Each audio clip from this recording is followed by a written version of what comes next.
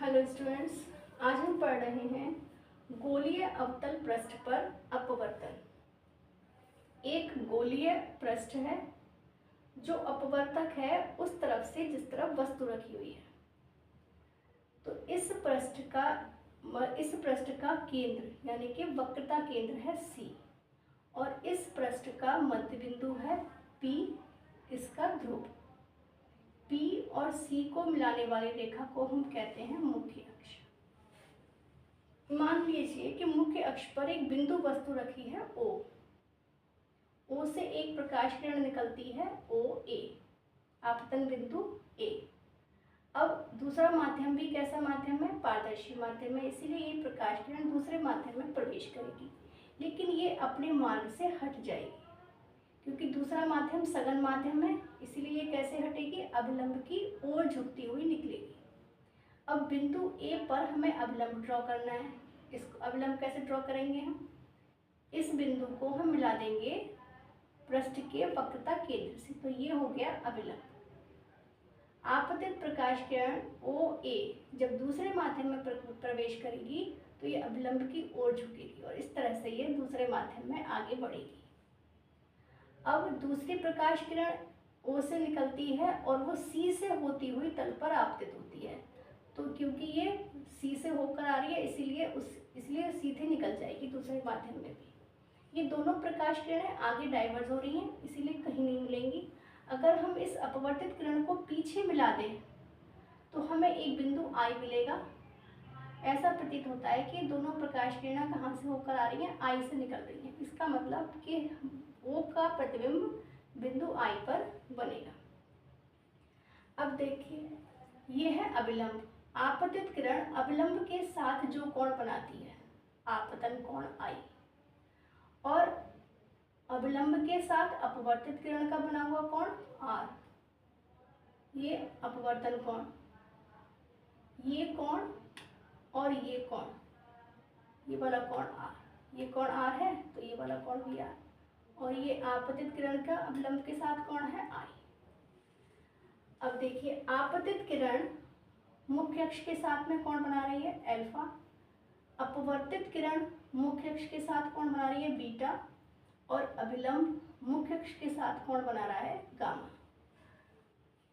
अब अगर हम इस डायग्राम की ज्योमेट्री को देखें तो ट्रायंगल OAC को देखिए। OAC में बहिष कोण है गामा। इस कोण का मान अंदर के दोनों कोणों के योग के बराबर होगा, I प्लस अल्फा। देखिए, OAC gamma equal to I alpha plus I, gamma equal to alpha plus I।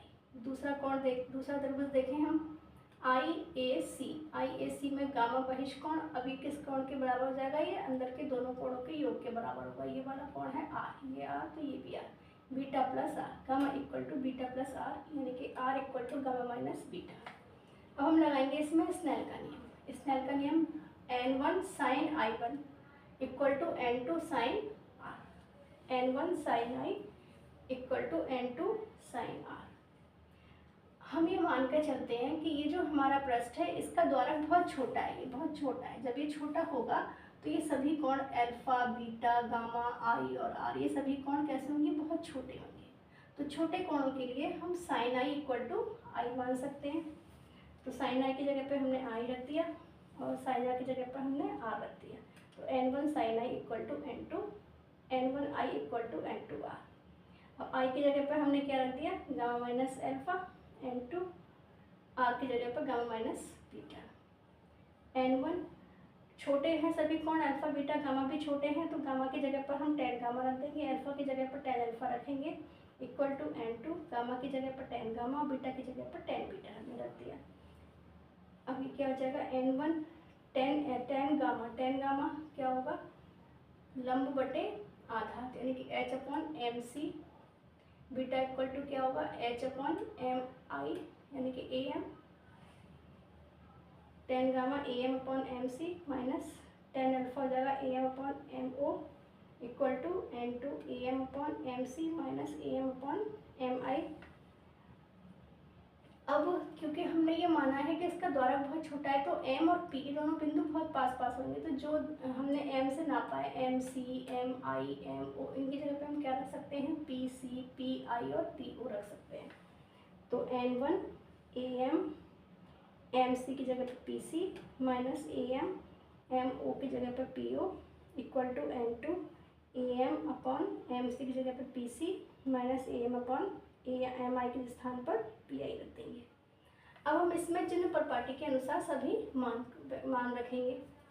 PC सभी दूरियां, चिन्ह प्रपाटी क्या कहती है कि सभी दूरियां ध्रुव से नापी जाती हैं, और वे दूरियां जो आपतित प्रकाश किरण की दिशा में नापी जाती हैं वे पॉजिटिव ली जाती हैं। आपतित प्रकाश की विपरीत दिशा में नापी जाने वाली दूरियां ऋणात्मक ली जाती हैं। तो PC आपतित प्रकाश की नेगेटिव डायरेक्शन है, तो -R, PI -V, PO -U, और मुख्य अक्ष के ऊपर की सभी दूरियां धनात्मक ली जाती हैं, मुख्य अक्ष के नीचे की सभी दूरियां ऋणात्मक ली जाती हैं।